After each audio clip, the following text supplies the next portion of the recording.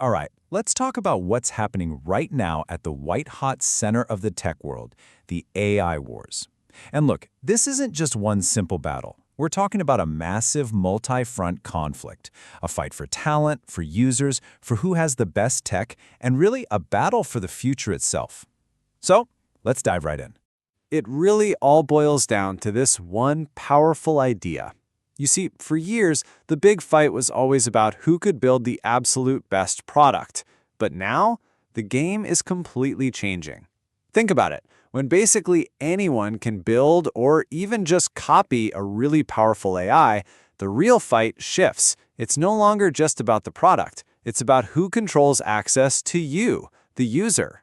So yeah, this isn't just some slow evolution. What we're witnessing is a full-blown strategic revolution.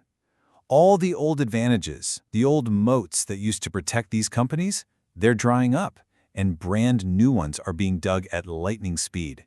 It is an absolute scramble for dominance, and believe me, the stakes could not be higher. Okay, so let's break down the first major front in this war, the battle for minds and talent. This is where companies are fighting tooth and nail for the most crucial assets. We're talking about the brilliant people who actually build the tech, the platforms that you and I use every day, and, just as importantly, how we perceive them. And if you want to understand the sheer scale of ambition we're dealing with, just look at this number, $34.5 billion. That's what Perplexity, an AI search startup, reportedly offered to buy Google Chrome, an unsolicited bid. That's more than their entire company was worth at the time. So why would they do that? It's simple. Owning the browser means you own the front door to the internet for millions of people. It's a pure, audacious play for distribution. But this war isn't just about buying up assets. It's about poaching the best people. We're hearing that Microsoft is trying to lure away Meta's top AI researchers with multi-million-dollar signing bonuses. And it's not just the tech geniuses. The battle for public perception, for the vibe, is getting so intense that you see these wild job postings. PayPal is offering over $200,000 a year for a head of CEO content. And Handshake, $8,000 a month for a vibe tweeter? It's wild. Now, this corporate battle, it's also morphing into something way more personal. You know, when you have these titans of the industry going head-to-head, these rivalries can spill out into the open and they get really heated. And a perfect example of this is the feud between OpenAI's Sam Altman and X's Elon Musk. So Altman gets on X and basically accuses Musk of tweaking the algorithm to push his own companies. And Musk, well, he responded exactly how you'd probably expect him to respond. He didn't hold back at all, and this whole nasty war of words just exploded right there in public for everyone to see. And then things got really weird. The technology itself got dragged into the fight. So Musk's own AI, Grok, actually jumps into the conversation and chips in, basically calling its own creator a hypocrite. You can't make this stuff up. And then, not to be left out, the official ChatGPT account wades in, saying it's taking things up a notch. Suddenly, the AIs themselves are like these little digital soldiers fighting for their creators. But it doesn't stop there. This rivalry is expanding into a completely new dimension. Sam Altman is now reportedly co-founding a new startup, Merge Labs, that's going to work on brain-to-computer interfaces. And who else is in that space? Yep. This puts him in direct competition with one of Musk's other huge projects, Neuralink. So the battle is literally moving from our screens and potentially into our own minds. So that brings us to the next front line, the technology itself. This is the new arms race. With every single update, every new feature, these companies are in a non-stop battle to one-up each other, rolling out more and more powerful and capable AI models. Okay, before we get to the next massive leap, we need to quickly get on the same page with a key term here, context window. The easiest way to think about it is like an AI's short-term memory. It's how much information, whether that's text or code or data, it can process in a single go. And in this particular race, bigger is definitely better. And the pace of this race is just staggering. Just look at this. OpenAI's big rival, Anthropic, just announced they've increased the context window on their latest model by 5 times, from 200,000 tokens to 1 million. So what does that even mean? 1 million tokens lets the AI analyze an entire, huge code base, or something like 2,500 pages of text, all at once. That's a massive, massive jump.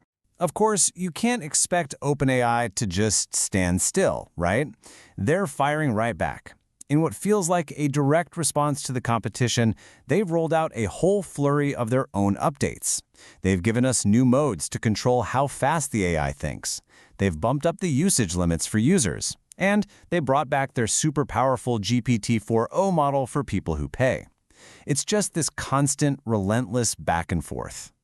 Okay, so you've got all this money, all this talent, all this incredible technology being thrown into the fire. What does it all mean? What are the real-world consequences? Well, this war is already causing huge disruption.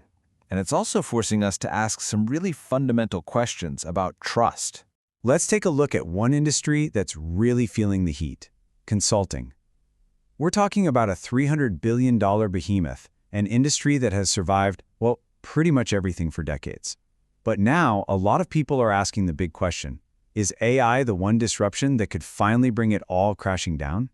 On one hand, the threat is crystal clear. An AI can do in minutes what used to take a team of consultants weeks of analysis. So that whole billable hour business model, it could just evaporate. And we're already seeing big firms like McKinsey cutting staff. But on the other hand, the insiders, the consultants themselves, they argue that real consulting was never just about crunching data. They say it's about the human touch, about knowing how to ask the right questions to figure out what the real problem is. And then, of course, there's the more cynical view. You've probably heard the old saying, no one ever got fired for hiring McKinsey. The idea here is that consultants weren't always hired for their brilliant insights, but to provide political cover for a tough decision a company had to make. And that raises a really interesting question. Can an AI do that?